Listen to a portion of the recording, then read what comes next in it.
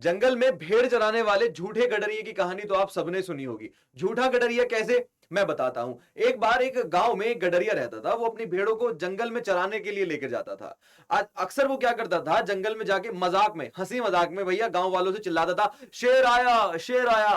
तो गांव वालों को लगता था कि भाई वो शेर उसको खाने वाला है। वो इतना अपने हथियार लाठी डंडे लेकर पहुंचते थे, फिर वहां जाकर वो देखते थे वहां तो कोई शेर है नहीं, वो खाली झूठ बोल रहा था। एक बार क्या हुआ, ऐसा दो तीन मर्तबा हो चुका, लेकिन जब तीसरी चौथी बार में फिर से उस गडरिये ने शोर मचाया, शेर आया शेर आया, जब तक गांव वाले सोच समझते तब तक क्या हुआ, उसको शेर खा चुका था। क्योंकि गांव वालों को उस टाइम पर भी ये लगा कि ये आज भी झूठ ही बोल रहा है। नमस्कार दोस्तों, मेरा नाम है अंकित, स्वागत करता हूं आपका क्लास 9 बाय अड्डा 24, जहां पर आज मैं आपको पढ़ाने वाला हूं और हम दोनों मिलकर समझने वाले हैं फ्रेंच रेवोल्यूशन के बारे में। फ्रेंच रेवोल्यूशन की कहानी भी एक ऐसी ही अफवाह से जुड़ी हुई है। कैसे अफवाह से जुड़ी है, 1789 में जब लोगों को यह पता चला कि किंग लुई के सैनिक उन पर हमला करने आ रहे हैं, तो 7,000 से ज्यादा मेल एंड फीमेल्स, महिलाएं अपने बच्चों के साथ और पुरुष अपने परिवार के साथ टाउन हॉल में इकट्ठा हो चुके थे। फ्रेंच रेवोल्यूशन एक ऐसी कहानी है, एक ऐसा इतिहास है जिसने पूरी दुनिया में क्रांति की, रेवोल्यूशन की चिंगारी लगाई। भारत में होने वाला रेवोल्यूशन, सरदार भगत सिंह, उधम सिंह या जिस किसी की स्वतंत्रता सेनानी का हम नाम लें, वो सारे के सारे कहीं ना कहीं जुड़ जाते हैं फ्रेंच रेवोल्यूशन से। क्योंकि अगर हम देखें कि कोई माचिस कैसे बनी है, तो हम ये तो देखेंगे कि माचिस आग लगाने का काम कर रही है, लेकिन हमको उस चीड़ के पेड़ को नहीं भूलना चाहिए जहां से वो माचिस की तिल्ली की लकड़ी बनती है। हमें उस कारखाने को नहीं भूलना चाहिए जहां से वो माचिस बनकर आती है। हमें उस बारूद को नहीं भूलना चाहिए जिस फैक्ट्री से, जिस मिट्टी से वो बारूद बनकर आता है। हमें इन चीजों को नहीं भूलना चाहिए। ऐसे ही जब इंडिया में भी रेवोल्यूशन हुआ, इंडिया में भी उस माचिस से चिंगारी लगी, आग लगी, तो वो माचिस की फैक्ट्री भी कहां थी, वो माचिस भी कहां से निकल कर आई, वो भी फ्रेंच रेवोल्यूशन से ही निकल कर आया था। क्लियर है? फ्रेंच रेवोल्यूशन से ही, देखो फ्रेंच रेवोल्यूशन, अगर हम फ्रेंच को माने कि फ्रेंच कंट्री यहां है, फ्रेंच कंट्री से यहां से निकल निकल कर वो रेवोल्यूशन इधर भी गया, इधर भी गया, ऊपर भी गया, और वो हमारे इंडिया में भी आया वही रेवोल्यूशन। एक चीज होती है, जैसे आपने बाढ़, अभी आप करंट में बाढ़ देख रहे हैं, बाढ़ का माहौल देख रहे हैं, तो बाढ़ जैसे ही भाई हिमाचल से बाढ़ आई, पंजाब में भी बाढ़ आई, नदियों में बाढ़ आई, पानी का ओवरफ्लो हुआ, पंजाब में भी आई, वो फिर दूसरे इलाकों में भी गई, बिहार में भी बाढ़ आई। क्यों? क्योंकि पानी का फ्लो कहीं से आ रहा है। इसी तरह से रेवोल्यूशन का भी बहाव, रेवोल्यूशन का भी फ्लो कहीं से आ रहा था, और वो आते आते इंडिया में भी आया, और इंडिया में भी 1915 के आसपास से रेवोल्यूशन शुरू हो चुका था। शुरू करते हैं फ्रेंच रेवोल्यूशन को, आगे बढ़ते हैं। देखो फ्रेंच रेवोल्यूशन को समझने से पहले आपको इसे 3 से 4 मेजर कॉजेस समझने होंगे। ठीक है, मेजर कॉजेस के बारे में हम बात करें तो हम इसको बोलते हैं कारण। हमें कारण समझने होंगे। कारण की अगर हम बात करें तो इसमें 3 से 4 कारण आपके पाए जाते हैं। 3 से 4 कारण जिनकी वजह से फ्रेंच रेवोल्यूशन स्टार्ट हुआ। देखते हैं पहले कारण की तरफ। पहला कॉजेस, कॉज कहो उसको, कारण कहो, रीजन कहो, कुछ भी आप कह सकते हो। हम कह लेते हैं भैया रीजन।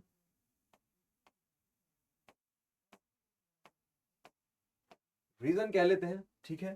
देखो अब इस रीजन को हमें समझना है, तो जो पहला रीजन हम समझते हैं आपका, रीजन नंबर 1। अगर हम रीजन नंबर 1 लेते हैं तो बेटा ये होता है आपका सोशल रीजन, यानी कि सोशल कॉजेस, सोशल कॉज। ठीक है। फिर हम अगर आपका दूसरा रीजन लेते हैं, दूसरा कॉज लेते हैं, तो वो आ जाता है आपका economic cause.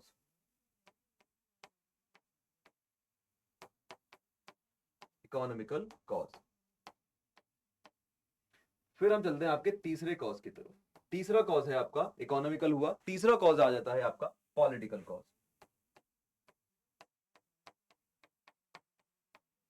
Political cause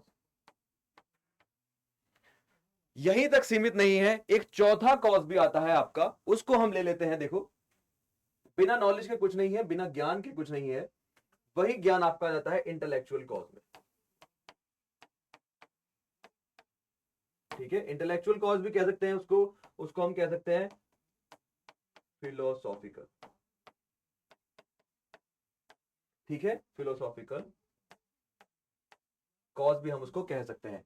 social cause की बात करें तो सोशल कॉज में ऐसा क्या था कि ऐसा कौन सा सामाजिक बदलाव या सामाजिक चेंज लोगों को चाहिए था जिसकी वजह से इतना बड़ा फ्रेंच रेवोल्यूशन खड़ा हो गया। भाई देखो सोशल कॉज में क्या था, हम जैसे मान लेते हैं कि हमारे पास तीन तरीके के लोग हैं, हाई क्लास, मिडिल क्लास और लोअर क्लास। ऐसे ही सोशल कॉज में फ्रेंच रेवोल्यूशन के टाइम पे क्या होता था, वहां होता था बेटा क्लर्जी, नोबिलिटी एंड कॉमनर्स।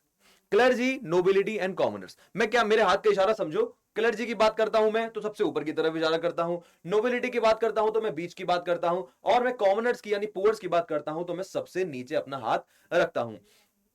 आगे समझ लेते हैं, इन तीनों चीजों को आपने समझा, इन चारों चीजों को आपने समझा। आगे चलते हैं, इसी के साथ साथ सोशल कॉज की बात करते हैं। पहला है आपका सोशल कॉज। पहला क्या है आपका, सोशल कॉज।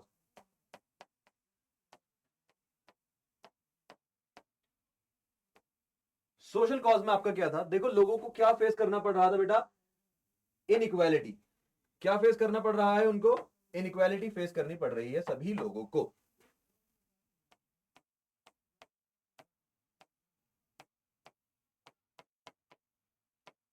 इनइक्वालिटी, भाई सबसे ज्यादा इनइक्वालिटी किसको फेस करनी पड़ी, किसको फेस करनी पड़ी सबसे ज्यादा इनइक्वालिटी, समझो इस चीज को। देखो सबसे ज्यादा इनइक्वालिटी जो फेस करी थी वो करी थी कॉमनर्स ने।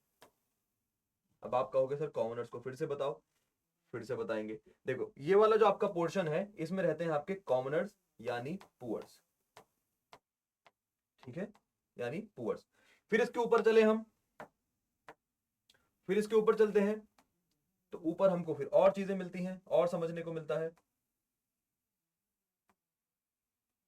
ये कौन है हमारे, ये हमारे नोबलर्स।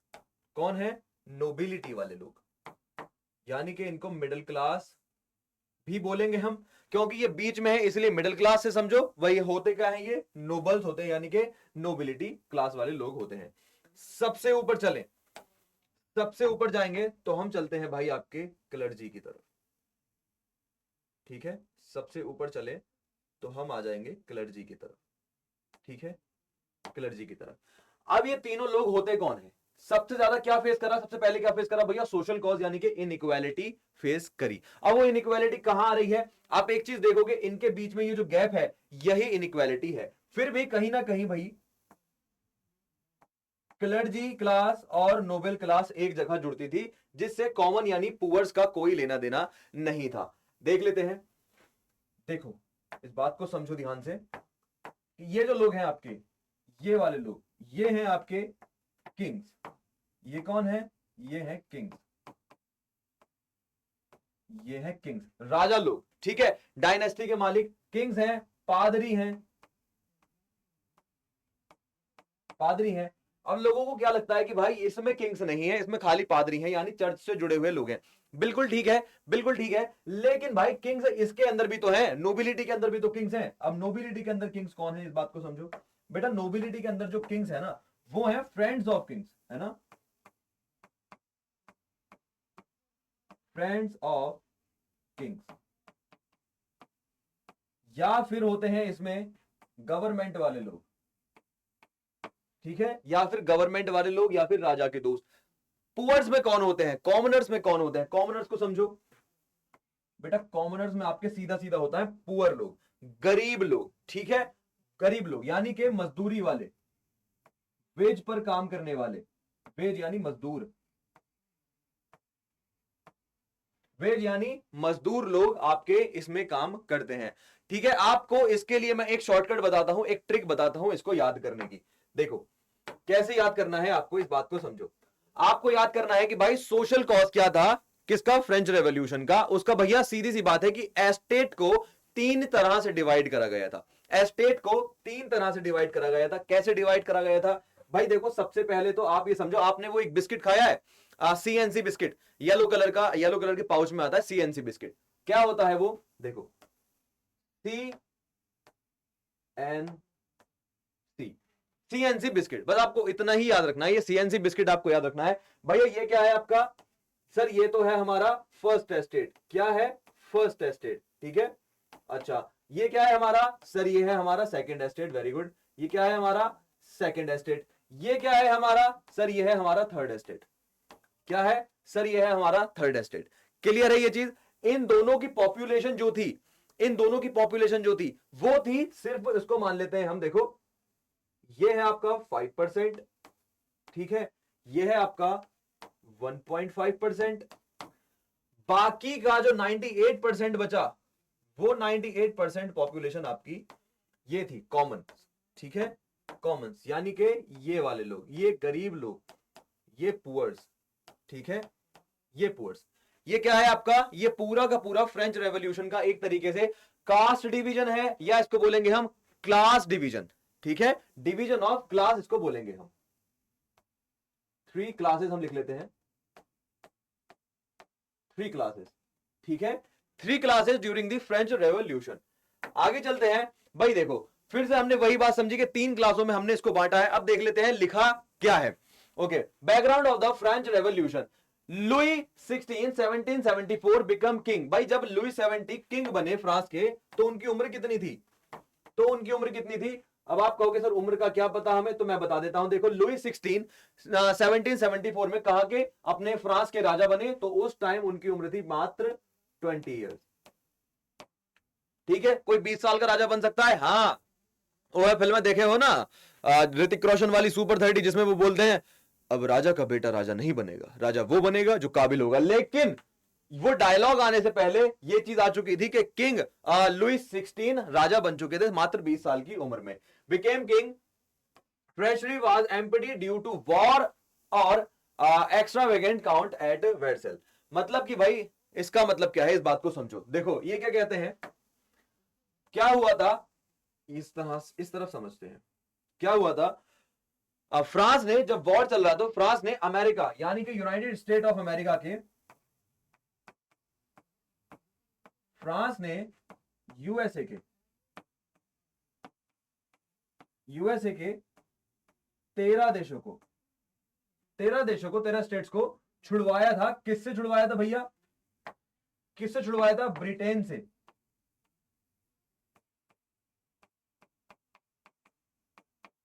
ब्रिटेन से छुड़वाया था, और ब्रिटेन इन दोनों का ही दुश्मन था, ठीक है। ब्रिटेन किसका दुश्मन था, ब्रिटेन भाई फ्रांस का भी दुश्मन था और यूएसए का भी दुश्मन था, ठीक है। तो फ्रांस ने यूएसए की मदद करी थी। अब यूएसए की मदद करने में जो भी फ्रांस का खर्चा हुआ, उसका टोटल कर्ज कितना था, उसका टोटल खर्च कितना था भाई, उसका टोटल खर्च ही लिखता हूं मैं सीधे तौर पे यहां पे, ठीक है, सीधे तरीके से यहां पर खर्च ही लिखूंगा। उसका टोटल खर्च था 10 अरब। कितना, 10 अरब, ठीक है, 10 अरब। अब भैया फ्रांस है यानी कि बहुत बड़ा पैलेस है, बहुत बड़ी डायनेस्टी है, बहुत बड़ी कंट्री है, और राजा भी वहां के बड़े शानो शौकत वाले हैं, मोह माया में एकदम लिपटे हुए राजा। लुई 16 तो सबसे ज्यादा, मतलब जितने भी अब तक के फ्रांस के राजा आए हैं उन सब में लुई 16 सबसे लद्दड़ राजा था, सबसे लद्दड़ राजा, ठीक है, जिससे कुछ भी नहीं हुआ अपनी कंट्री के लिए और बर्बाद कर दिया। अब पूरे उसका खर्चा चलाने के लिए, यूनिवर्सिटीज खोलने के लिए, बच्चों को पढ़ाने के लिए, लोगों का थोड़ा डेवलपमेंट करने के लिए, अपने राजमहल को चमकाने के लिए, अपनी रानियों को देखभाल करने के लिए, रानियों को अच्छी अच्छी चीजें दिलवाने के लिए, बाकी उसमें खर्चा कितना हुआ इनका, उसमें खर्चा कितना हुआ, उसमें भी खर्चा बेटा इनका हुआ 10 अरब, ठीक है। अब वहां क्या चलता था, अब भाई आप कहोगे कि 10 अरब क्या, 10 अरब डॉलर, 10 अरब रुपए, 10 अरब वॉन्स, 10 अरब पॉन्ड्स, भाई क्या खर्चा हुआ भाई, 10 अरब लिब्रे। क्या, उस वहां की फ्रांस की वो क्या थी करेंसी उस टाइम पे, लिब्रे। क्या थी, लिब्रे, लिब्रे या लिब्रे, ठीक है, उस टाइम फ्रांस की करेंसी थी। क्लियर है ये चीज क्लियर है, इसको नोट डाउन करो अपनी नोटबुक पे। भैया सी फॉर क्लर्जी, ये आपका 5% है ना, फिर 5% मतलब 0.5% है, 0.5%। फिर आपका नोबिलिटी यानी कि राजाओं के दोस्त, विधायक वगैरह वाले लोग, और गवर्नमेंट, ये कितने हैं, ये है आपके 1.5%। बाकी बचते हैं आपके ये कॉमनर्स यानी कि पुअर लोग, ये कितने हैं आपके, ये थर्ड स्टेट है आपका, ये है 98%, ठीक है। यहां पर हमने क्या समझा कि मतलब जब 1774 में जब लुई 16 फ्रांस के राजा बने 20 साल की उम्र में, तो उस समय उनका राजकोष उन्होंने देखा तो खाली हो चुका था, ठीक है, बचा कुचा इन्होंने खाली कर दिया। अब वो खाली कैसे हुआ था कि फ्रांस ने यूएसए की हेल्प करी थी, फ्रांस ने यूएसए की हेल्प करी थी उसकी 13 स्टेट्स को आजाद कराने में। किससे आजाद कराने में? ब्रिटेन से। और इसने क्यों मदद करी? क्योंकि ब्रिटेन फ्रांस का भी दुश्मन था और ब्रिटेन यूएसए का भी दुश्मन था। ठीक है, याद रखना इस बात को। ब्रिटेन फ्रांस का भी दुश्मन था और ब्रिटेन यूएसए यानी कि यूनाइटेड स्टेट ऑफ अमेरिका का भी दुश्मन था। अब देखो, पूरे यूएसए वाली लड़ाई में फ्रांस का कितना खर्चा हुआ? भैया 10 अरब हुआ। कितना खर्चा हुआ सर? 10 अरब हुआ। ठीक है। अच्छा, उसके बाद अपनी शानो शौकत को बरकरार रखने के लिए, आर्मी को फीड करने के लिए, जनता को फीड करने के लिए, यूनिवर्सिटी, कॉलेजेस या फिर जो भी डेवलपमेंट होते हैं सिटी के या कंट्री के, उन सबको करने के लिए खर्च हुआ भाई 10 अरब।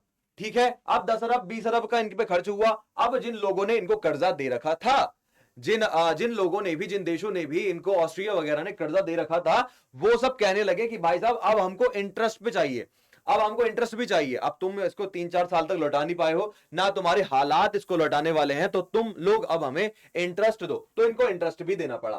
क्लियर है? इसको नोट डाउन कीजिए अपनी कॉपी पे।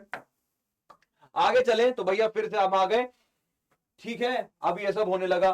France support America war of independence adding depth, मतलब ये भी हमने पढ़ा। ठीक है, वॉर ऑफ इंडिपेंडेंस भैया किसकी हेल्प करी? फ्रांस ने अमेरिका की हेल्प करी। Society divided into 3 estate. कौन कौन से 3 एस्टेट अभी हमने बात कर ली है भैया? 1, 2, 3 एस्टेट्स की बात करी है। 3 एस्टेट सबसे ज्यादा पूछा जाएगा, इस बात को याद रखना। भैया क्लर्जी की बात कर लेते हैं। ठीक है, क्लर्जी, नोबिलिटी और हमारे कॉमन्स। ठीक है, ये तीनों हमारे 3 एस्टेट्स होते हैं। फर्स्ट एस्टेट, सेकंड एस्टेट और थर्ड एस्टेट। फर्स्ट एस्टेट, या आप चलो इस बात को फिर से समझते हैं।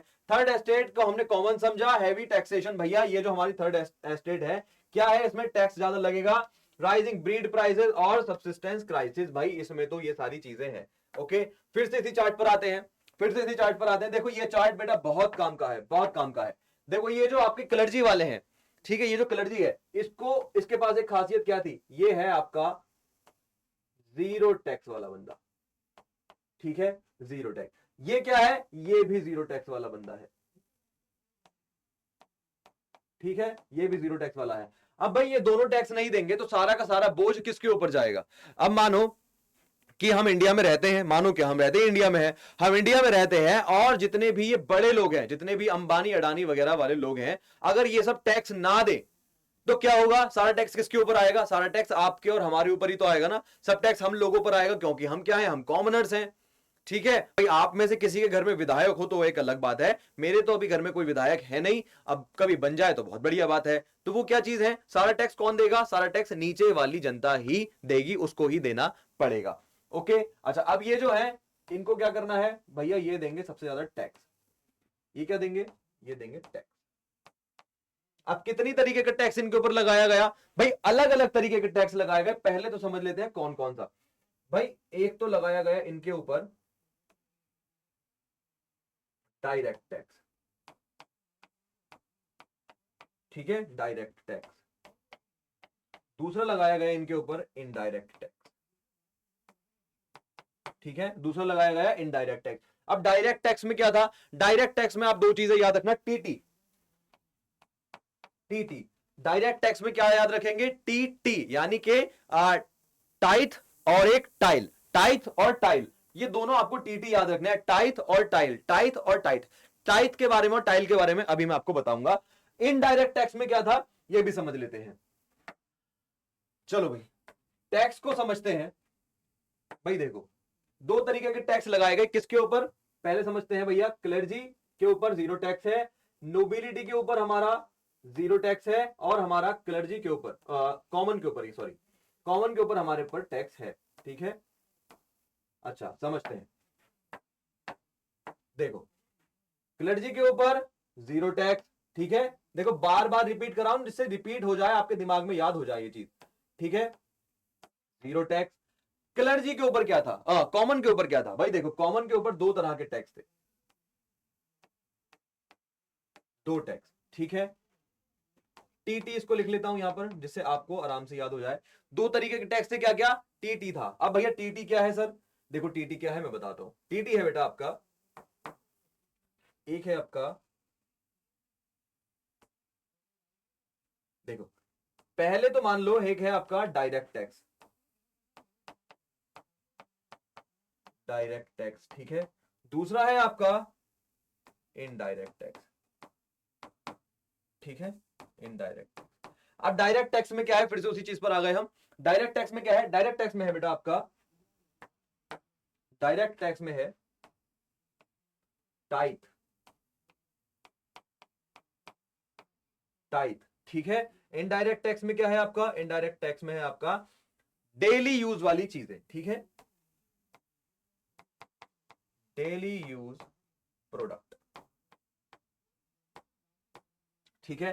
टीथ प्लस टाइल, ठीक है, टेथ प्लस टाइल, ठीक है, टाइथ प्लस टाइल। अब ये दोनों तरीके के टैक्स क्या है, देखो ये वाला जो आपका टैक्स है, पहला टाइथ टैक्स जो है आपका, ये डायरेक्ट टैक्स है, ये दोनों एक तरीके के, ठीक है। अच्छा चलो डायरेक्ट टैक्स में टाइल मान लेते हैं, ठीक है। टाइथ में क्या है आपका, टाइथ है बेटा आपका रिलीजियस टैक्स, क्या है,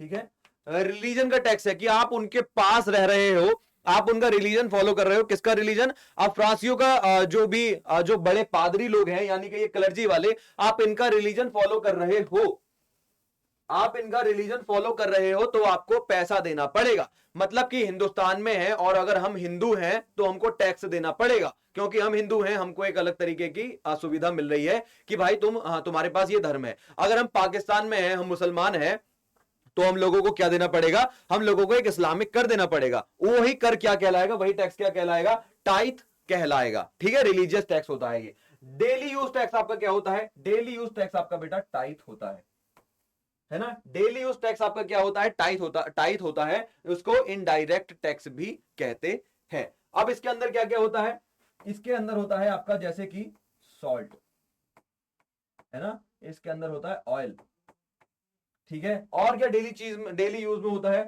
होता है फूड,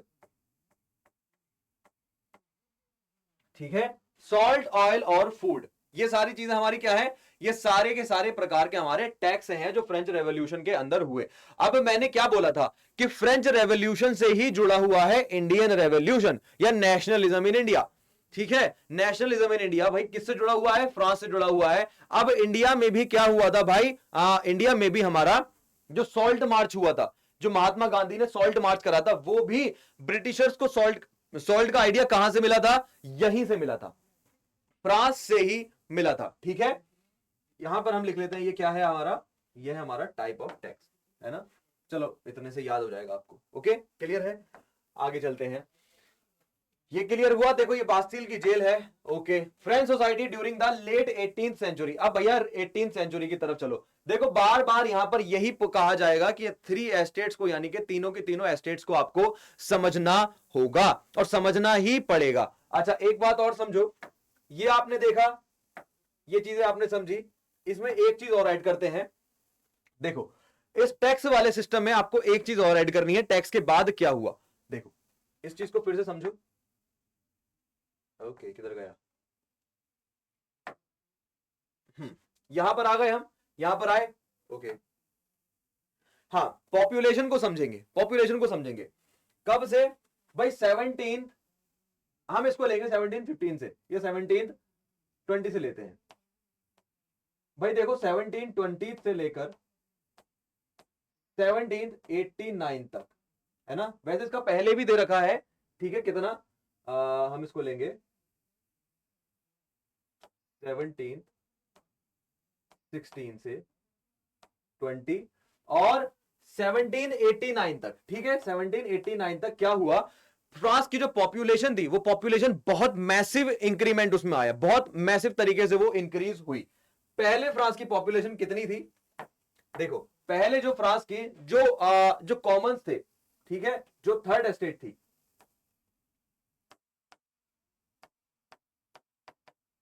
जो थर्ड एस्टेट थी, टोटल पॉपुलेशन इनकी क्या थी भैया, 2.3, ठीक है, 2.3। धीरे धीरे 1789 में क्या हुआ, 1789 में ये पॉपुलेशन हो गई 2.8, ये पॉपुलेशन क्या हो गई 2.8। अब इस पॉपुलेशन में क्या हुआ, इस पॉपुलेशन में कुछ अलग तरीके के लोग आए, और वो लोग कौन कहलाए, वो लोग कहलाए आपके मिडिल क्लास, मिडिल क्लास, ठीक है, मिडिल क्लास कहलाए। अब मिडिल क्लास लोगों ने क्या करा, अब इन मिडिल क्लास लोगों में कौन कौन आए, इन मिडिल क्लास लोगों में आए भाई educators,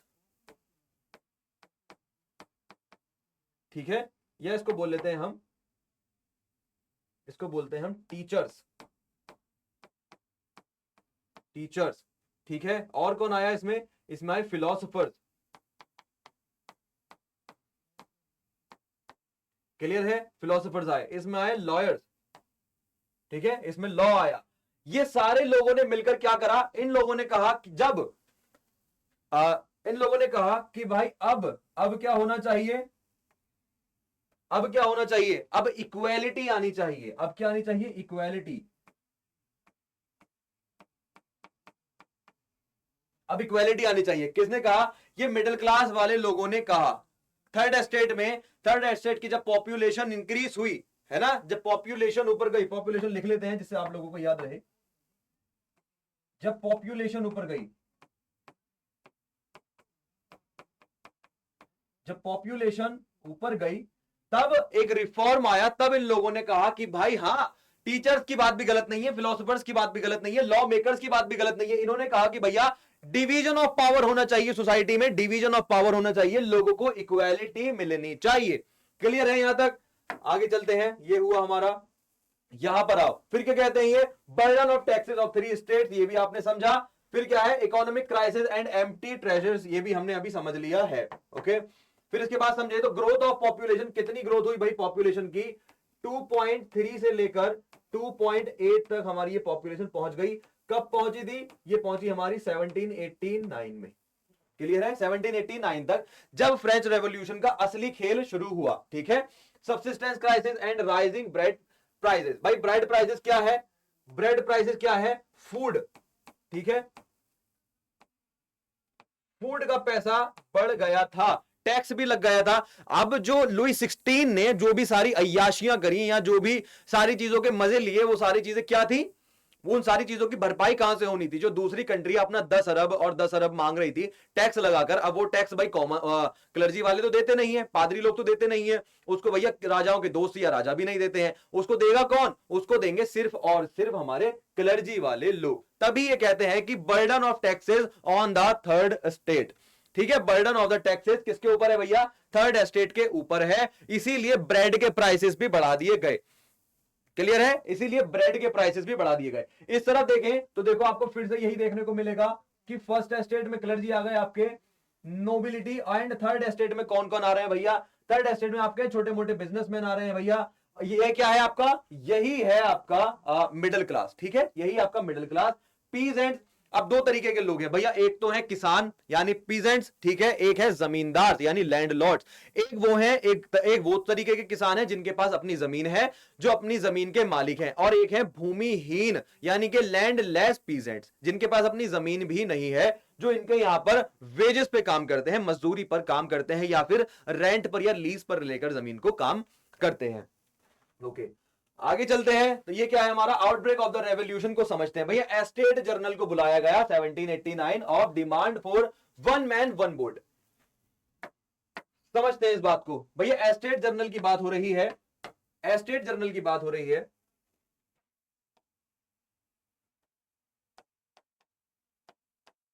estate journal, estate journal की बात हो रही है। तो अभी यहां पर हमें क्या समझना है, यहां पर यह हुआ कि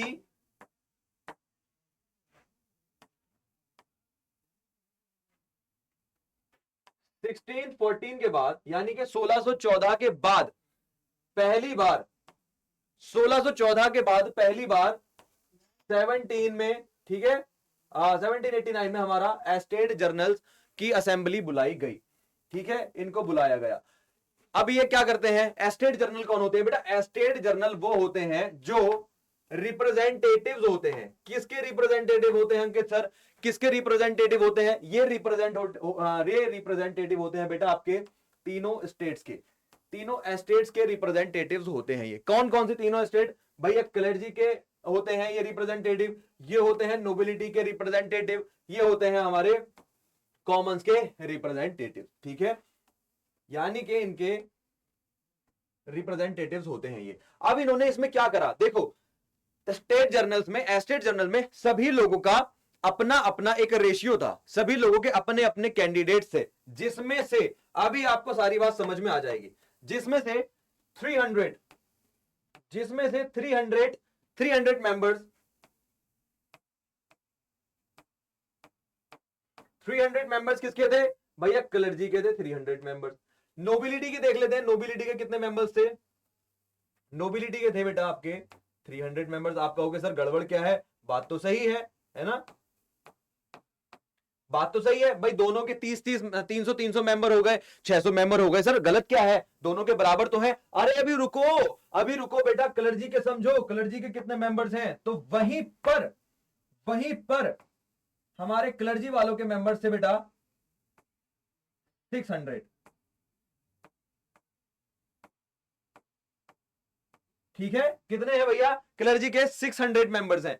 अब ये 600 मेंबर्स इनके पास है, तो आप कहोगे सर इनकी तो पावर बढ़ गई, इनकी तो पावर बढ़ गई। भाई ये क्या है? अकेले इनके पास 600 मेंबर हैं और इन बेचारों के पास 300 मेंबर हैं, तो सर इसकी तो पावर बढ़ गई। अरे नहीं रे मेरे बाबू, पावर नहीं बढ़ी है, इनका बेवकूफ बनाया जाता था। कैसे बनाया जाता था, इस बात को समझो। अब भाई देखो, इनके 300 मेंबर जो हैं, इनके 300 मेंबर, ऐसा नहीं हो रहा है कि इनके पास 300 यानी कि 600 वोट हो गए, नहीं। ये 300 मेंबर इक्वल है, 300 member is equal to 1 vote. ठीक है, 300 members is equal to 1 vote, और नोबिलिटी का 300 member is equal to 1 vote, दोनों का 1 वोट। ठीक है, अब 1 + 1 कितना हो गया? 1 + 1 कितना हो गया भैया? 2 हो गया। सीधी सी बात है सर, कैसी अजीब सी मैथ पूछ रहे हो सर बच्चों वाली। भाई 1 + 1 2 वोट हो गया ना। अब एक वोट किसका है? 600 member is equal to 1 vote. ठीक है, 300 member is equal to 600 member is equal to 1 vote. समझे इस बात को? समझे इस बात को? अच्छा, अब यहां पर क्या हुआ भाई, अगर कोई भी बात अपनी रखनी थी, लोगों ने कहा, थर्ड एस्टेट वाले जो फिलोसोफर काइंड ऑफ लोग, इंटेलेक्चुअल लोग जो उसमें आ चुके थे, टीचर्स, लॉयर्स, फिलोसोफर जो आ चुके थे, उन्होंने कहा कि भाई अब हमको भी इक्वल राइट चाहिए। जब असेंबली होती थी तो असेंबली में भाई इधर बैठ जाते थे भाई हमारे ये क्लर्जी वाले, इधर बैठ जाते थे नोबिलिटी वाले। ये दोनों यहां बैठे हैं, और यहां पर जो खड़े हैं, जो पीछे खड़े हैं, वो पीछे खड़े हुए लोग होते थे कॉमनर्स, जिनकी बात भी नहीं सुनी जाती थी। ठीक है, अब भैया कॉमन्स ने क्या कहा? कॉमनर्स ने हमारे क्या कहा कि भाई साहब अब इसमें बड़े बड़े इंटेलेक्चुअल लोग थे, अबेसियस थे, हमारे जीन जैक रूसो थे, अलग अलग तरीके के हमारे इसमें इंटेलेक्चुअल लोग थे। अब इन्होंने क्या कहा? सॉरी, इन्होंने कहा कि हमें भी भैया इक्वल रिप्रेजेंटेशन चाहिए, हमें भी, मतलब हम भी कम टैक्स देंगे, हम कम टैक्स देंगे, या फिर ये भी टैक्स देंगे। ये किसने कहा? ये कॉमनर्स ने कहा। अब इन लोगों ने क्या कहा कि चलो वोट कर लेते हैं। किसकी सभा में हो रही थी ये बात? ये बात हो रही थी भैया हमारे लुईस 16 की तरफ। ठीक है, लुईस 16 इस सभा को करा रहे हैं, एस्टेट जनरल की सभा को बुला रहे हैं। ठीक है, अच्छा ये क्या बात हो रही है भाई? ये कह रहे हैं कि हमको इक्वालिटी चाहिए। इन्होंने क्या कहा कि भाई हमको इक्वालिटी चाहिए, हमको इक्वालिटी चाहिए, और हम भी टैक्स नहीं देंगे, हम भी टैक्स क्या करेंगे? हम भी टैक्स नहीं देंगे। ये बात इन्होंने कही। ठीक है, हम भी टैक्स नहीं देंगे। 600 मेंबर, इन्होंने कहा भैया वोट कर लेते हैं, वोट कर लेते हैं। भैया वोट कर ली इन्होंने, तो 1 + 1 आया 2, है ना, 1 + 1 आया 2, तो इनके 2 वोट में से ये जीत गए, जाहिर सी बात है। ठीक है, ये दोनों जीत गए। भैया इनको क्या हुआ? इनको फिर नहीं मिला कुछ भी, कि भैया कोई इक्वालिटी नहीं है, कोई टैक्स कम नहीं होगा तुम्हारा। 1 + 1 2 वोट हो गए ना, 2 वोट से ये जीत गए। ये दोनों आपस में घुल मिल जाते थे, ये दोनों आपस में घुल मिल जाते थे। और क्योंकि इन दोनों के जो भी डिमांड थी, जो भी इन दोनों के जो भी इनकी आइडियोलॉजी थी, वो एक जैसी थी। तो भाई साहब इन्होंने कुछ भी मांगा, इन्होंने वोट डाला, और वो एक और एक वोट निकला भैया 2 हो गया। 2 होके इन्होंने कहा कि भैया देखो बहुमत की सरकार किसकी बन रही है, मतलब कि मेजोरिटी किसकी ज्यादा हो रही है? मेजोरिटी ज्यादा हो रही थी भैया क्लर्जी और नोबिलिटी वालों की। ये बेचारे गरीब लोग वैसे ही हार गए, वैसे ही हार गए। अब इन लोगों ने क्या करा? स्टोरी सुनो, पूरी स्टोरी से ही समझ में आ जाएगा, आगे शायद स्लाइड भी लेने की जरूरत नहीं पड़ेगी। अब इन लोगों ने क्या करा? ये लोग इकट्ठा हुए और वहां से वायर सेल से बाहर निकल गए। वायर सेल से जब ये बाहर निकले तो ये लोग सीधा चलेगा भैया टेनिस कोर्ट में। टेनिस कोर्ट में जाने के बाद भाई साहब इन लोगों ने कहा कि यार अब तो बड़ा गलत हो रहा है, ये तो बड़ी गड़बड़ हो रही है। टेनिस कोर्ट में इन्होंने ओथ लिया, ओथ लिया मतलब टेनिस ओथ उसको सो कॉल्ड कह सकते हैं, इन्होंने शपथ ली कि अब हम भी फ्रांस को कॉन्स्टिट्यूशनल मोनार्की बनाएंगे, और जब तक फ्रांस कॉन्स्टिट्यूशनल मोनार्की नहीं बन जाता, यानी कि संवैधानिक सत्ता फ्रांस में नहीं आ जाती, तब तक हम लोग भी भैया चुपचाप या चैन से नहीं बैठेंगे। वहीं से पूरा का पूरा रेवोल्यूशन शुरू हो गया। जब ये सारी बात चल ही रही थी, आगे चलते हैं, अब ये क्लियर है, ये समझ में आया आप लोगों के? जब आगे बढ़ रहे थे, जब आगे चल ही रहे थे, तो देखो क्या हुआ, फॉर्मेशन ऑफ नेशनल असेंबली, ठीक है, टेनिस कोर्ट ओथ। अब ये जो फॉर्मेशन ऑफ नेशनल असेंबली है, यही नेशनल असेंबली किसने बनाई थी? टेनिस कोर्ट ओथ वाली, यही नेशनल असेंबली बनाई थी आपके कॉमनर्स ने, यानी कि थर्ड एस्टेट ने, यानी कि थर्ड एस्टेट ने बनाई थी। क्लियर है? अच्छा, peasants revolts in country side. अब जब भैया शहर में, यानी कि फ्रांस के बीचों बीच, जब वेसल में जब सारे के सारे रेवोल्यूशन होने लगे, तो जो शहर के आसपास वाले गांव थे, जैसे कि हमारे इंडिया में हुआ था 1922 में चौरी चौरा जब कांड हुआ था, मतलब जब चौरी चौरा कांड हुआ, तो चौरी चौरा हुआ क्यों था? क्योंकि पूरे इंडिया में, गुजरात में, मुंबई में गांधी जी अलग अलग सेशंस कर रहे थे, ठीक है, नॉन वायलेंट उस टाइम पे चल रहा था। अब नॉन वायलेंट तो बाहर चल रहा है, लेकिन बाहर मतलब आसपास जो सटे हुए गांव हैं, जो छोटे छोटे शहर हैं, कस्बे हैं, विलेजेस हैं, उन सब में क्या हुआ, वहां के लोगों ने अपने अपने हिसाब से, अपनी अपनी आइडियोलॉजी के हिसाब से चीजें करना शुरू किया। वही यहां पर हुआ था कि भैया फ्रांस में, वर्सेल में तो काम चल ही रहा है, वहां पर तो रेवोल्यूशन हो ही रहा है, वहां तो क्रांति छिड़ चुकी, वैसे ही पीजेंट्स ने भी रिवोल्ट करना शुरू करा, गांव के किसानों ने भी आंदोलन छेड़ दिया, ठीक है। अच्छा, अब आ जाते हैं भैया abolition of feudal dues and tips, मतलब कि टाइथ। टाइथ क्या है आपका? टाइथ एक कर है। टाइथ कौन सा कर है बेटा आपका? अभी बताया है मैंने आपको, टाइथ है आपका रिलीजियस टैक्स। क्या है? रिलीजियस टैक्स, ठीक है।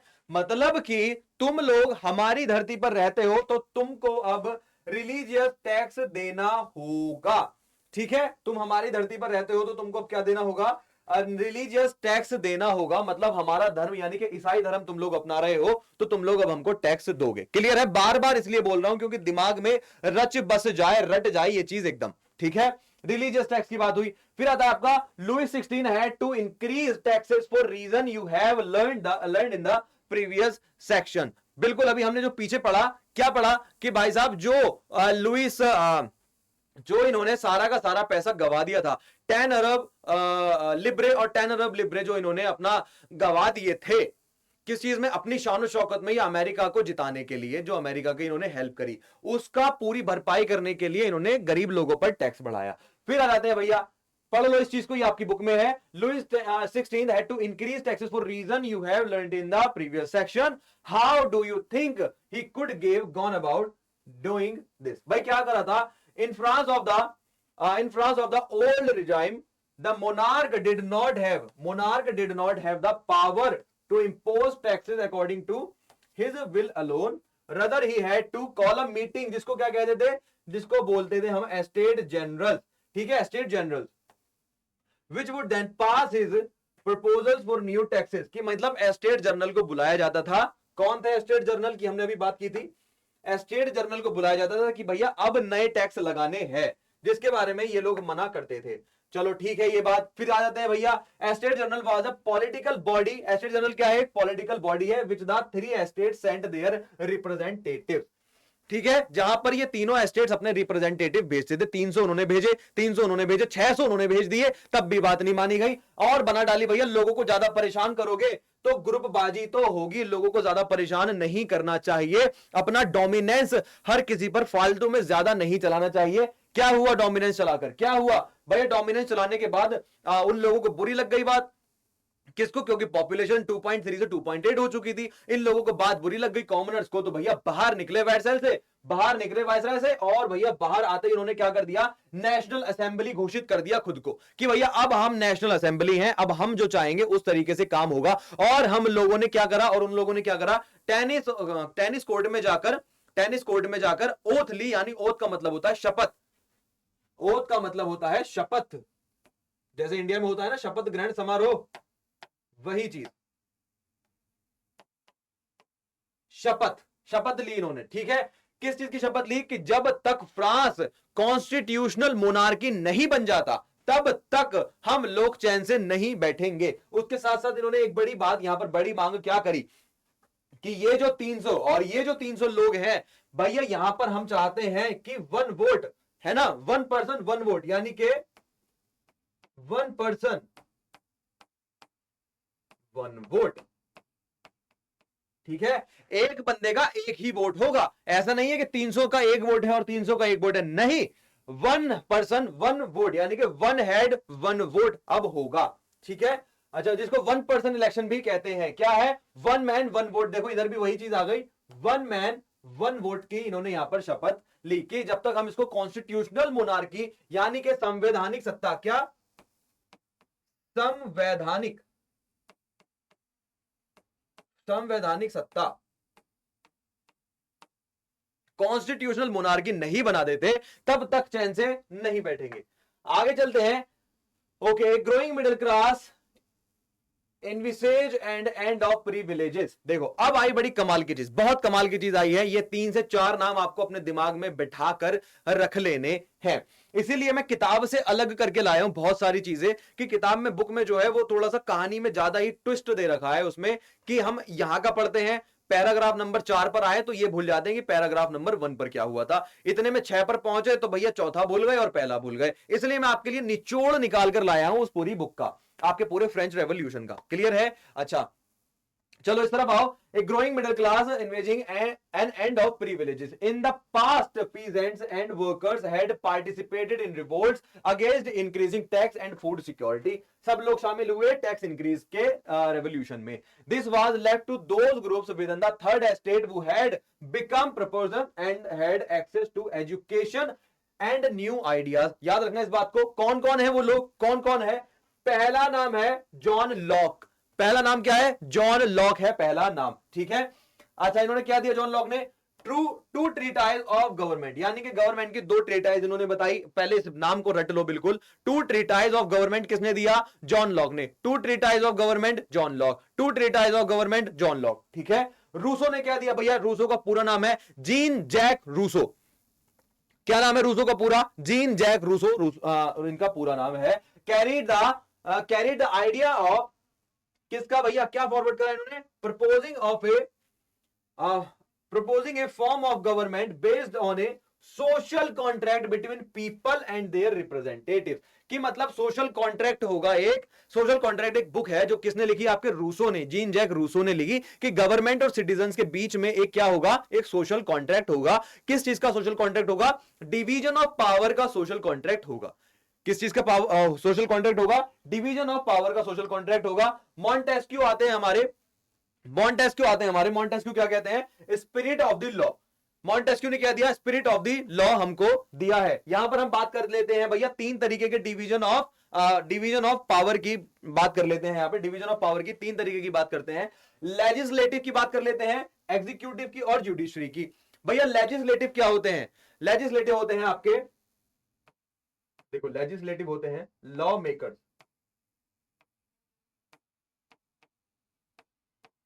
लॉ मेकर्स कौन होते हैं? लेजिस्लेटिव के भैया हम कानून बना रहे हैं कि वन मैन 1 वोट चल रहा है या नहीं, कहीं कोई वोट में गड़बड़ तो नहीं हो रही है। ठीक है, वो सारा क्या करता है? लेजिस्लेटिव असेंबली उस चीज को देखती है। एग्जीक्यूटिव क्या करते हैं? एग्जीक्यूटिव करते हैं बेटा, उसको एग्जीक्यूट करते हैं।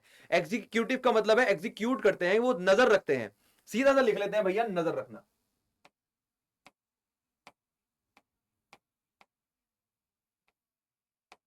नजर रखना भैया, एग्जीक्यूटिव क्या करते थे? एग्जीक्यूट करते थे कि भैया ये जो लॉ बने हैं इनका पालन तो हो रहा है ना। फिर चलते हैं जुडिशरी की तरफ, कि जिसने लॉ नहीं माना, जिसने कानून का पालन नहीं करा, ये आपके पॉलिटिकल साइंस में भी काम आएगा डिवीजन ऑफ पावर को लेकर। ठीक है, डिवीजन ऑफ पावर में भी काम आएगा पॉलिटिकल साइंस में, पावर शेयरिंग वाले चैप्टर में, 10th में है पावर शेयरिंग, उसमें आता है ये। जुडिशरी क्या है? जुडिशरी है भाई आपका न्याय, फैसला। क्या है? न्याय। ये करता है न्याय कि भैया किसने कानून का पालन करा है या नहीं करा। जैसे हम फिल्मों में देख लेते हैं, फिल्मों में होता है कि इसको 2 साल की या उम्र कैद की सजा दी जाती है, फिर जज अपना पेन तोड़ देता है फांसी की सजा के बाद। वही चीज आपकी जुडिशरी करती है। 3 नाम समझे हमने, इन नामों को और एक्सप्लेन करते हैं। देखो, the role of middle class and philosophers को, इस बात को समझो। The idea of these philosophers were discussed intensively in saloons and coffee houses and spread among people through books and newspaper। भाई क्या था कि इन ये जो फिलोसोफर्स थे, ये जो सारे लोग थे, जैसे हमारे पास चाय की टपरी होती है ना, वहां पर दो बुड्ढे बैठ के बात करते रहते हैं, दो बूढ़े दादा लोग बात करते रहते हैं, अरे घनश्याम, अरे वो लुई छोलमेगा का है, देखो खबर है, जानत रहे कि नहीं। फिर वो भैया घनश्याम उनको राम को जवाब देते हैं, हाँ हाँ सुना तो रही, सुना रही, टैक्स बढ़ाई देल करे, है ना। भाई देखो ऐसे ही वो लोग बात करते थे, मैं आपको उस वे में लेकर जाकर समझा रहा था। मतलब कि भैया चाय की टपरी पर बातें हो रही हैं, नाई की दुकानों में बातें हो रही हैं, कॉफी हाउस में बातें हो रही हैं, अलग अलग महिलाएं चुगली करते करते बात कर रही हैं, कपड़े धोते धोते बात कर रही हैं, बच्चे नहलाते हुए बात कर रही हैं कि भैया क्या हुआ उस कंट्री में, ठीक है, हमारे कंट्री में क्या चल रहा है। These were frequently read aloud, allowed मतलब कि भैया यह जोर जोर से बातें करी जाती थी और जोर जोर से अखबार और किताबें पढ़ी जाती थी कि जिससे और लोगों के अंदर भी रेवोल्यूशन की क्रांति, रेवोल्यूशन की ज्वाला भड़के। In groups for the benefit of those who could not read and write, कि मतलब जो लोग पढ़ नहीं सकते थे, जो लोग लिख नहीं सकते थे, लिटरेसी रेट जिनका 0 था, वो उन लोगों के लिए ये सारी चीजें इन लोगों ने करी। किसने? मिडिल क्लास ने आपके। अच्छा, फिर से मिडिल क्लास का रोल एक बार समझ लो आप लोग। देखो ये तीनों आपके हैं, ठीक है। जॉन लॉक है ये आपके, जेएल लिख लेते हैं भाई, जॉन लॉक है ये आपके।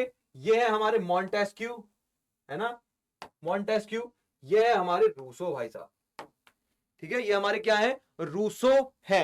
अच्छा, इन्होंने एक बहुत जबरदस्त बात करी थी, अभी मैं बताऊंगा आपको। Growth of the middle class, lawyers, merchants, officials, new idea, John Locke, Montesquieu, Rousseau, spread of enlightenment thought through salons, coffee houses and newspapers. Clear है। अच्छा, एक बात और समझाऊंगा इनके मैं आपको। 5 May 1789, Louis XVI called together an assembly of Estate General to pass proposals for new taxes। अभी मैंने आपको फिर से बताया है कि एस्टेट जर्नल क्या होते हैं, रिपीट कर लेते हैं इस बात को। देखो यही चीजें चैप्टर की जान है, बस यही एक दो चीजें हैं जो चैप्टर की जान है, इससे ऊपर का नहीं पूछा जाएगा, ये बात को याद रखो, ये चीजें चैप्टर की जान है। भाई फिर से एक बार कर लेते हैं, फिर से एक बार कर लेते हैं कि 16th, ठीक है, 16th 14 के बाद पहली बार एक असेंबली बुलाई गई जिसको बोला जाता है एस्टेट जनरल,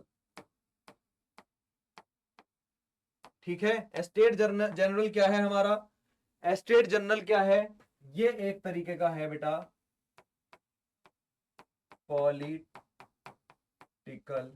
बॉडी, ठीक है, पॉलिटिकल बॉडी है जिसमें हमारे क्लर्जी,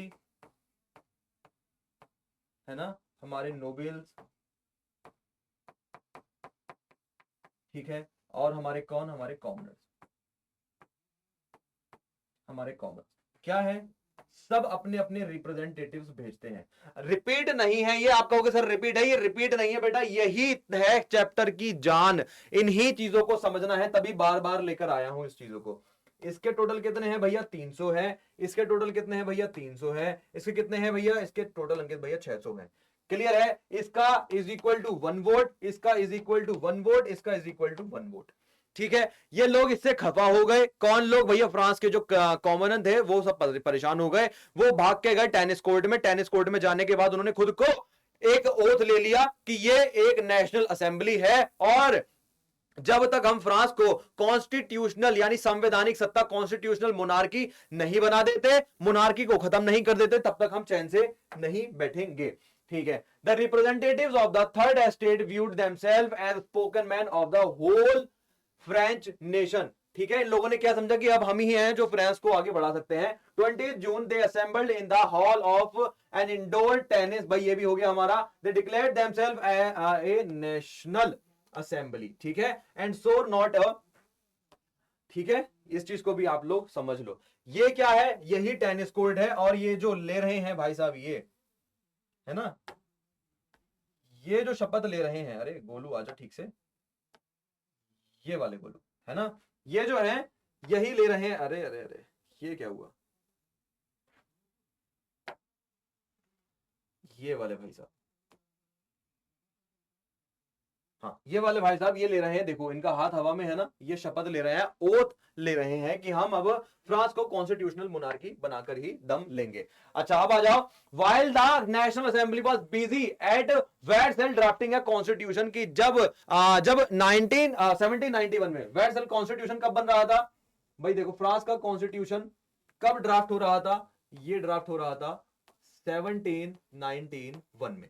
जब 1791 में फ्रांस का कॉन्स्टिट्यूशन, ओके ओके चलो इस बात को अभी अभी थोड़ा सा रोकते हैं, ठीक है। The rest of France state, जब ड्राफ्ट हो रहा था constitution, the rest of France seated with turmoil A sir winter, भाई देखो जब बहुत ज्यादा ठंड थी तो क्या हुआ, लोग घरों से बाहर निकले, महिलाएं घरों से बाहर निकली सामान खरीदने, दुकानों पर जो भी चीनी चाय पत्ती बताशे वो जो भी कुछ खरीद रही होंगी, तो वो खरीदते खरीदते क्या हुआ भाई, लोग उनको दे नहीं रहे थे, लंबी लंबी लाइनें लगी हुई थी क्योंकि टैक्स बढ़ रहा था। और वहीं पर एक अफवाह आई, वही शेर आया वाली, चलो वहीं से भैया एक अफवाह आई कि भैया लुई ने लोग भेज दिए, अपनी सेना भेज दी है आम जनता का कत्ले आम करने के लिए, आम जनता को मारने के लिए।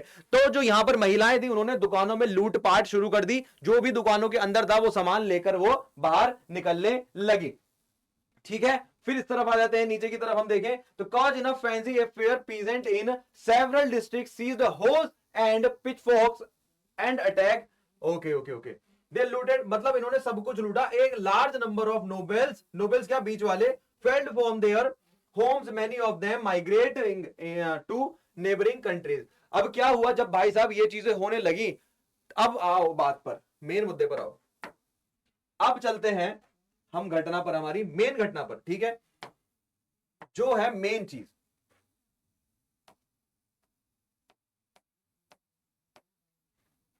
इसको फ्रांस के ही कलर में लिखते हैं।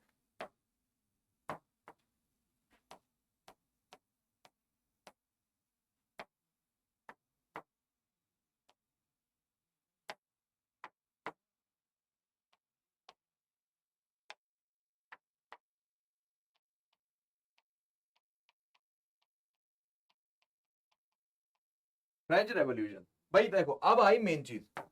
अब आप कहोगे सर ये सब कुछ तो मेन ही था, हाँ भाई सब मेन था, अब मेन बात को समझो, और मेन बात को समझो।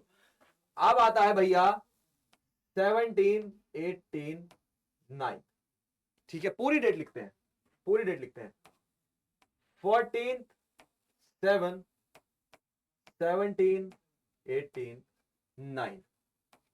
क्या हुआ भाई साहब, लोगों का दिमाग पक चुका था, लोग थक चुके थे कि अब क्या करें क्या करें क्या करें। तो लोगों ने क्या करा बेटा, लोग गए बास्तील की तरफ, ठीक है, इसी को क्या बोला जाता है, बेस्टाइल बोला जाता है, ठीक है, प्रिजन ऑफ बेस्टाइल बोला जाता है। जब भी हमें किसी देश पर अटैक करना होता है तो हम क्या करते हैं, हम उस देश के हथियारों को खत्म कर देते हैं, हमें उसके हथियार खत्म करने पड़ते हैं जिससे उसकी शक्ति को छीण कर दें, उसकी शक्ति को कम कर दें। ऐसा ही वहां के लोकल पीपल ने क्या करा भैया, किस पर अटैक कर दिया, बैस्टील पर, यानी कि प्रिजन ऑफ बैस्टाइल पर उन्होंने अटैक कर दिया। और वहां का जो गन पाउडर है ना, वहां का जो गन पाउडर है और बाकी जो वेपन्स हैं उनको क्या करा, उनको लूटेड, ठीक है, उनको लूट डाला इन्होंने, लूटेड लिखना छोड़ो, ठीक है, गन पाउडर और वेपन्स को उन्होंने लूट लिया, जिसमें फ्रांस का जो कमांडर था, जो कमांडर इन चीफ था, उसको मार दिया इन्होंने, ठीक है, किसने मार दिया, फ्रांस के कॉमनर्स ने, लोकल लोगों ने उसको मार दिया, उसको निपटा डाला, ठीक है, गन्स वगैरह ले डाली इसकी। अब भाई क्या है, उस पूरे किले को, जो बेस्टाइल का जो पूरा फोर्ट था, जो प्रिजन था, जो पूरा फोर्ट था, है ना, जो पूरा फोर्ट यानी कि किला था, उसको इन्होंने तोड़ डाला, खत्म कर दिया, बिल्कुल ही खत्म कर दिया। वहां पे जो इनके बचे कुछ कैदी थे, टोटल जनरल कितने थे उसमें, तो 7 थे टोटल, आर्मी वाले तो, ठीक है, जो भी सेना के लोग थे, लेकिन जो पूरे के पूरे 7 कैदी थे, ठीक है, 7 कैदियों को इन्होंने छुड़ा लिया। बस वहीं से आग भड़क पड़ी फ्रेंच रेवोल्यूशन की। फ्रेंच रेवोल्यूशन में मतलब अब ये चीजें उन्होंने देखी, ये सब चीजें देखी गई, तो भैया लुई 16 ने हमारे क्या सोचा, मतलब इसके बाद में लुई 16 ने सोचा, अब लुई 16 देखो क्या हुआ कि यहां पर ये तो रहा हमारा फ्रांस,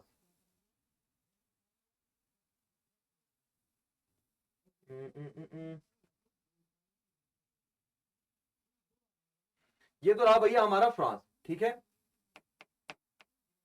फ्रांस। अब इस साइड में हमारा है हमारा ऑस्ट्रिया, ठीक है, ऑस्ट्रिया। अब ये जो ऑस्ट्रिया है, यहां से हमारे लुई 16 भाई साहब क्या करने लगे, उनको क्या लगा, ना जाने कैसे इतनी गलतफहमी हुई। हमारे लुई 16 को क्या हुआ, इनको भैया किसी कीड़े ने काटा कि मैं भाग लेता हूं घोड़े से, मैं घोड़े से ही भाग चलता हूं। तो लुई 16 भाग के ऑस्ट्रेलिया जा रहे थे। कहां जा रहे थे, ऑस्ट्रेलिया जा रहे थे, ऑस्ट्रिया, ऑस्ट्रिया। कहां जा रहे थे, ऑस्ट्रिया जा रहे थे। ये क्या है, ऑस्ट्रिया, ठीक है। लुई 16 कहां जा रहे थे भैया, ऑस्ट्रिया जा रहे थे, जहां पर, ठीक है, जहां पर इनको पकड़ लिया गया, ठीक है।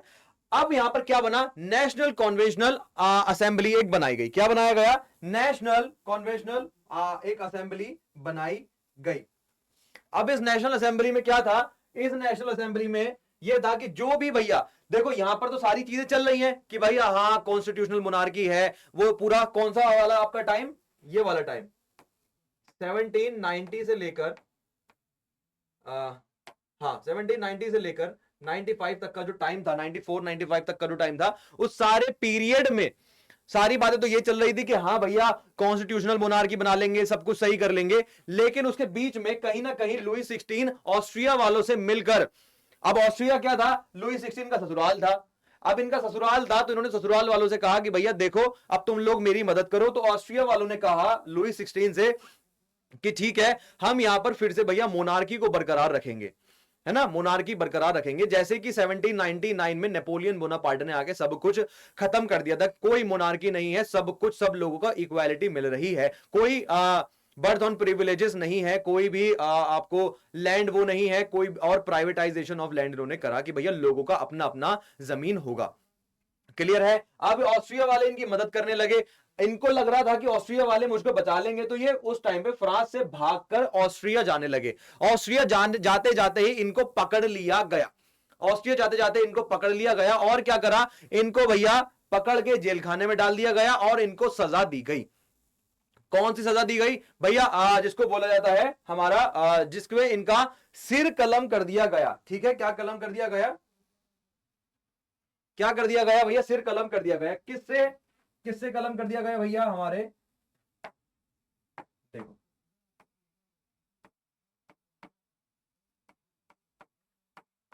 गिलोटीन से, ठीक है, गिलोटीन से क्या कर दिया गया, इनका सिर कलम कर दिया गया। आप कहोगे गिलोटीन क्या होता है भैया, ये एक इस तरीके की मशीन होती है ना, उसमें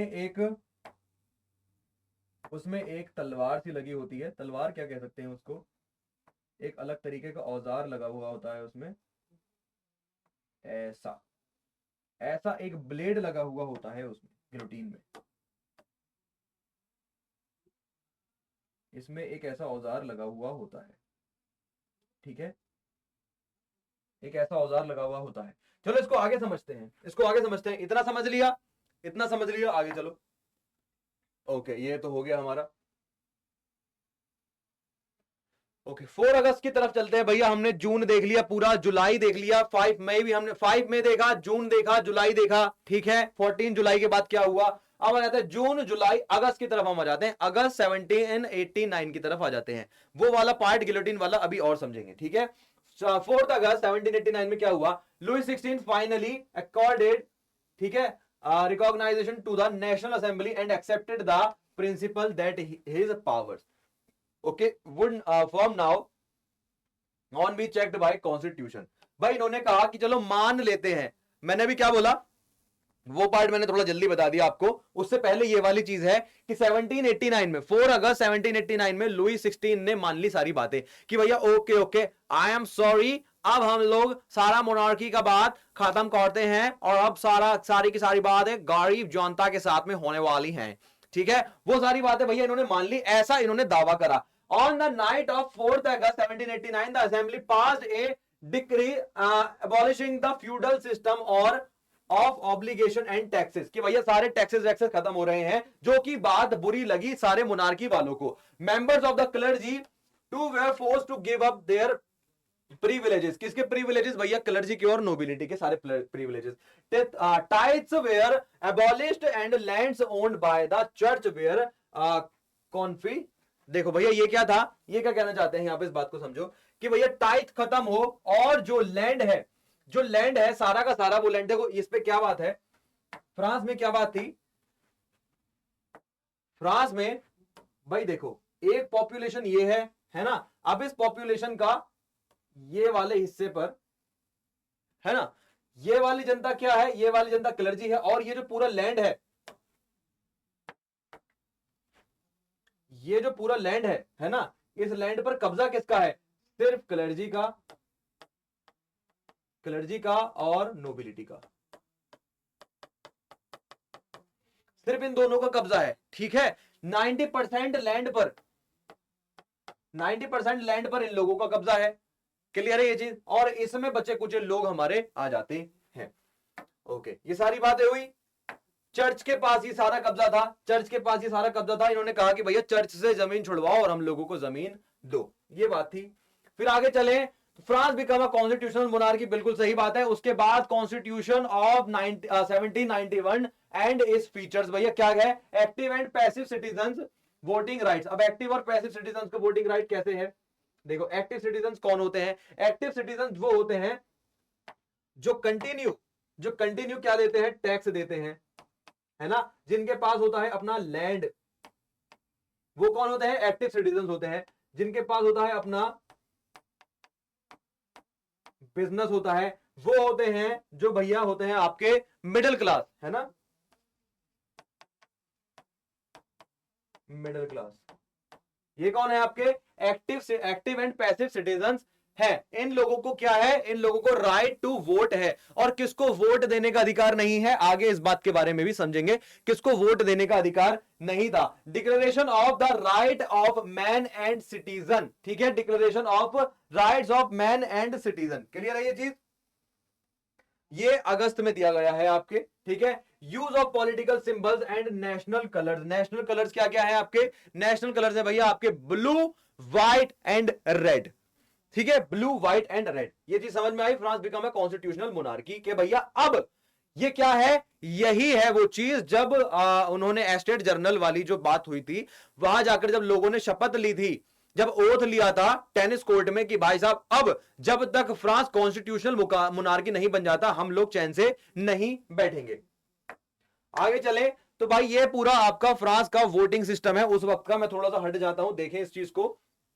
भाई देखो ये जो आपके एक्टिव सिटीजंस हैं, ये जो एक्टिव सिटीजंस हैं,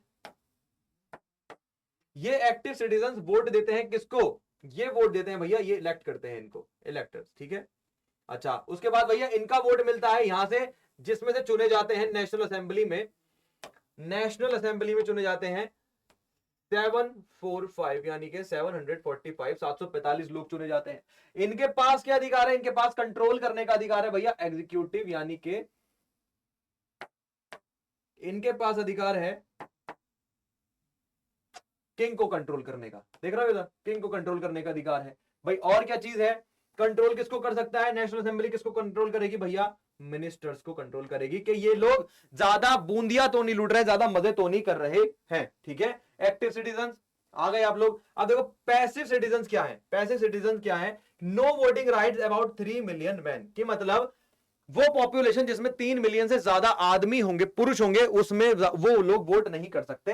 फिर आएगा आपका women, children and youth below 25%। अब ये जो लोग थे ये भी वोट नहीं कर सकते थे, वोट करने का ये एक्टिव सिटीजंस में नहीं गिना जाता है। महिलाओं को और महिलाओं को, बच्चों को और 25 साल से कम युवाओं को एक्टिव पैसिव सिटीजंस में नहीं गिना जा सकता था। फिर भैया ये लोग भी एक्टिव सिटीजंस किसके लिए वोट करते हैं भैया, जज यानी जुडिशरी के लिए वोट करते हैं। इस बात को समझो कि जुडिशरी क्या है, यही क्या है, यही तो है लॉ मेकर, ये नहीं है, ये नहीं है, ये नहीं है भाई, इधर से चलते हैं, ठीक है। लेजिस्लेटर क्या है, यही तो है भैया जो लॉ मेकर है आपके,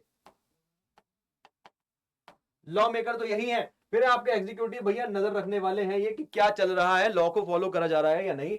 जुडिशरी आते हैं भैया क्या करने वाले, न्याय करने वाले, ठीक है, जस्टिस करने वाले, जुडिशरी वाले जस्टिस करते हैं। ओके, आगे चलते हैं। France abolish monarchy and become a republic. भैया यहां तक आते आते फ्रांस ने पूरी तरह से मोनार्की सिस्टम को ही मटिया मेट कर दिया, धूल में मिला डाला और कॉन्स्टिट्यूशनल मोनार्की यानी कि संवैधानिक सत्ता बना दी। जो इन्होंने कहा था वो हो गया। Before this could happen the national assembly voted in April 1792 to declare war against Prussia and Austria. यही वो वक्त है जब जब कौन भाग रहे थे, है ना, ऑस्ट्रिया कौन भाग रहे थे भैया, ऑस्ट्रिया भाग रहे थे आपके कौन बेटा, लुईस लुईस 16 ऑस्ट्रिया भाग रहे थे, क्योंकि ऑस्ट्रिया इनका क्या था सुन के मजा आएगा। ऑस्ट्रिया लुईस 16 का क्या था भैया, ससुराल था, है ना। एंतेनवेद कहां की थी भैया, ऑस्ट्रिया की थी। अच्छा, among the patriotic song they sang were the Marseillaise. Marseillaise क्या है भैया, यहाँ का नेशनल एंथम है ना, क्या है, नेशनल एंथम है, कहां का, फ्रांस का। पोएट किसने लिखा था ये, रॉजर डी लेस्ले मैर्सेलिस, ठीक है। It was sung for the first time by volunteers from Marseille as they marched into Paris and so got its name। Clear है, ये भैया फ्रांस के कॉन्स्टिट्यूशन का पहला एक पिक्चर है बनाया हुआ। ओके, कुछ भैया पॉलिटिकल सिंबल्स को ले लेते हैं जो आपसे एमसीक्यूज के फॉर्म में पूछा जाता है और जा भी सकता है, ठीक है, पूछा भी जा सकता है। कुछ चीजों को देख लेते हैं, इनमें से अब तो कुछ चीजें तो पूछ ली गई हैं एमसीक्यूज में, कुछ चीजें आप लोगों के लिए नहीं होंगी, सुन लो उस बात को। और ये सिर्फ यही नहीं, ये क्लास 10th में भी आपके काम आएगा।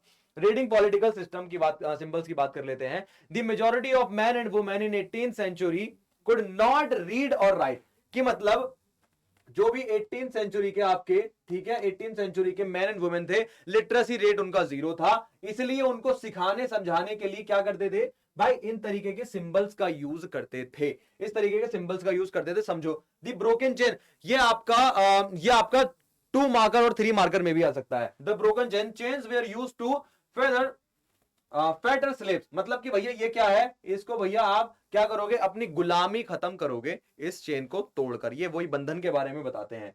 फिर ये क्या चीज है भैया, ये बंडल सिखाता है कि अगर एक एक रहोगे तो जल्दी से तोड़ दिए जा सकते हो, लेकिन अगर तुम एकता रखोगे, यूनिटी रखोगे, तो तुमको तोड़ना मुश्किल होगा। फिर आते हैं the I with in a triangle radiating light, मतलब कि क्या है कि भैया अब तुमको अपने दिमाग से काम करना होगा, इस आंख का मतलब यह है। इल्यूमिनाती भी कहते हैं ना इसको, कि भाई साहब अब तुमको अपने दिमाग से काम करना होगा। अब थियोलॉजिकल चीज छोड़ो, अब आप लोग मेटाफिजिकल चीज छोड़ो और अपने दिमाग से काम करना शुरू करो, दिमाग की आंखों को खोलो। इस तरफ चलते हैं तो इस तरफ आया था आपका स्केप्टर, ये क्या होता है भैया, सिंबल ऑफ रॉयल पावर, ये उनके हाथ में भी रहता था किंग लोगों के। स्नेक बाइटिंग टेल की भैया ये चीज कभी शुरू भी नहीं हुई और इसका कोई आदि या अंत नहीं है, ये कहना चाहते हैं। जैकोबिन क्लब की तरफ आ जाते हैं भैया। Jacobin club was one of the most influential political club, ठीक है, ऑफ द फ्रेंच रेवोल्यूशन। भैया जैकोबिन, है ना, जैकोबिन क्लब में कौन कौन लोग थे, इस बात को समझो, कौन थे जैकोबिन क्लब वाले।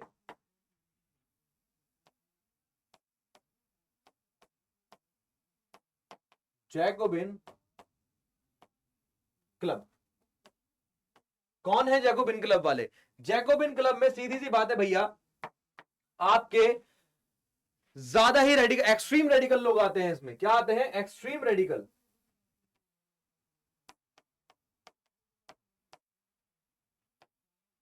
एक्सट्रीम रेडिकल आते हैं इसमें। कौन कौन है भैया जैकोबिन क्लब में, समझो। जैकोबिन क्लब में भैया आपके हैं, देखो पहले तो है भैया पुअर्स, है ना, फिर है इसमें फार्मर्स,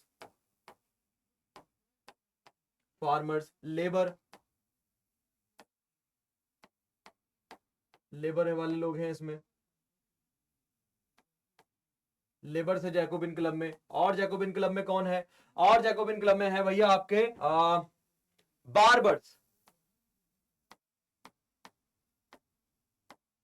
बार्बर्स हैं। ऐसे लोग आपके जैकोबिन क्लब में लोग होते थे। अब जैकोबिन क्लब वालों ने क्या करा, आगे पढ़ो इस बात को। जैकोबिन क्लब ने भैया, it got its name from the former convent saint Jacob, former saint कौन? सेंट जैकब, है ना, in Paris where it first met. भाई सेंट जैकब से जैकोबिन क्लब का इन्होंने नाम रखा था। Its members were mostly from less prosperous sections of society, small shopkeepers, artisans, shoemakers, pastry cooks और पेंटर्स, वॉच मेकर, और गरीब लोग, मजदूर, लद्दड़ लोग, कीड़े जैसे लोग, वो सब कौन थे? जैकोबिक क्लब के मेंबर थे। आगे देखते हैं। ओके, जैकोबिन क्लब के बारे में एक बात और कि भैया जब जैकोबिन क्लब में टोटल अब तक, है ना, वो क्या है आपका, एक मशीन का नाम बताया था ना मैंने आपको, है ना, आपको एक मशीन का नाम बताया था भैया, गुलेटिन, ये आपका जी, ये जो आपकी मशीन थी, ये मशीन किस तरह से दिखती है आपकी? थोड़ी इस तरीके की दिखती है ना। इसमें और क्या चीज होती है सर? आप तो इसको पूरा बना ही डालोगे क्या? हाँ भैया बना डालेंगे, क्या जा रहा है। ये इस तरीके की एक मशीन होती थी, ये होता था ब्लेड, है ना, गूगल करोगे तो मिल जाएगी, इजीली मिल जाएगी। यह है एक ब्लेड, है ना। अब यहां पर रखी जाती थी इंसान की गर्दन, यहां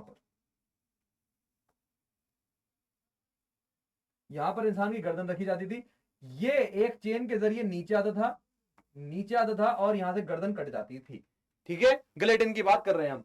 इसको किसने बनाया था? इसको इसी के नाम वाले डॉक्टर ने बनाया था, उसके नाम पर ही इसका नाम रख दिया गया। जैकोबिन क्लब से बहुत सारे लोग परेशान थे, पूरे करियर में, जैकोबिन क्लब के पूरे करियर में, पूरे टाइम ड्यूरेशन में बेटा लगभग कितने? लगभग 16,000 लोगों का सिर धड़ से अलग कर दिया गया, है ना। 16,000 लोग भैया क्या कर दिए गए? किल कर दिए गए। किसके?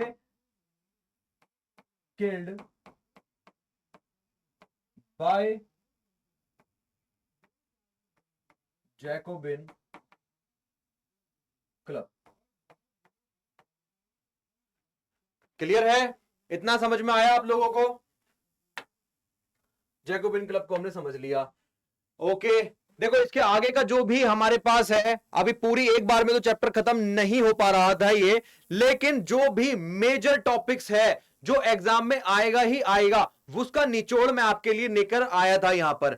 और इसके साथ साथ मैं आपके लिए अलग अलग शॉर्ट्स भी बनाऊंगा और छोटे छोटे वीडियोस भी बनाऊंगा, जैसे जैकोबिन क्लब का एक अलग से सेपरेट वीडियो बनाऊंगा। नेपोलियन बोनापार्ट अभी नहीं आया, नेपोलियन बोनापार्ट का आपके लिए अलग से वीडियो बनाऊंगा। आपके लिए लुई 16 का थोड़ा सा फैमिली बैकग्राउंड भी बताऊंगा, और फ्रेंच रेवोल्यूशन का एक छोटा सा निचोड़ वाला वीडियो भी हम लोग बनाने वाले हैं।